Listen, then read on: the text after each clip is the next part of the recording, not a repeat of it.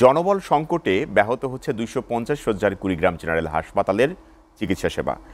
177টি চিকিৎসকের পদ থাকলেও হাসপাতালটিতে রয়েছেন মাত্র 18 জন। ফলে প্রয়োজনীয় চিকিৎসা না পেয়ে জরুরি বিভাগেই রোগীর মৃত্যুর অভিযোগ স্বজনদের। অন্যদিকে বহির্বিভাগে মিলছে না চিকিৎসকের দেখা। এমন পরিস্থিতিতে অসহায় রোগীরা। কুড়িগ্রাম প্রতিনিধি জাহিদুল ইসলাম জাহিদের প্রতিবেদনে বিস্তারিত।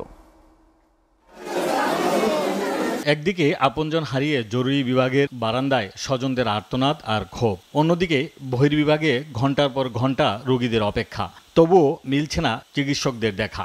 জেলার প্রায় 24 লাখ মানুষের উন্নত সেবা নিশ্চিত করতে 2016 সালে 100 শয্যা থেকে 250 শয্যায় উন্নীত করা হয় কুড়িগ্রাম জেনারেল হাসপাতালটি। কিন্তু নিয়োগ করা হয়নি প্রয়োজনীয় চিকিৎসক সহ অন্যান্য জনবল। মাঝে মধ্যে মেডিকেল সহকারী দিয়েই চালানো হচ্ছে জরুরি বিভাগ।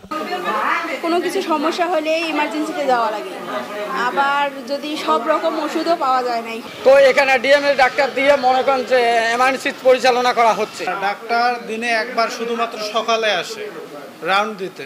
অন্যদিকে হাসপাতালের বহির্বিভাগ ও আন্তঃবিভাগের চিত্র আরও করুণ। টিকিট কেটে কয়েক ঘন্টা অপেক্ষা করেও চিকিৎসকের দেখা না পেয়ে হতাশ হয়ে ফিরছেন অনেকেই। 24-এর গণঅভ্যুত্থানের পরে আমাদের সবথেকে বড় ব্যর্থতা হচ্ছে এই কুড়িগ্রাম সদর হাসপাতালকে সাজিয়ে গুছিয়ে না তোলা। অসহায় মানুষ দেখি, অসহায় মানুষের এখানে ওষুধ দিতে আসে। আমরা আসি দেখি 10টার সময় তো বসেই না, ডাক্তারের তো যে রুম দেয় সে রুমে পাই না। হাসপাতাল কর্তৃপক্ষের দাবি, বারবার সংশ্লিষ্ট দপ্তরে চিঠি দিলেও পূরণ হচ্ছে না চিকিৎসকের পদ। তাই স্বল্প সংখ্যক চিকিৎসক দিয়েই চালানো হচ্ছে চিকিৎসা সেবা। পক্ষ থেকে তার বিরুদ্ধে যথাযথ ব্যবস্থা গ্রহণ করা হচ্ছে এবং আমরা এই শূন্য জনপদগুলো পূরণ করার জন্য সংশ্লিষ্ট মন্ত্রণালয়ের কাছে বারবার অনুরোধ জেনে হাসপাতাল কর্তৃপক্ষের পক্ষ থেকে চিঠি পাঠানো হচ্ছে।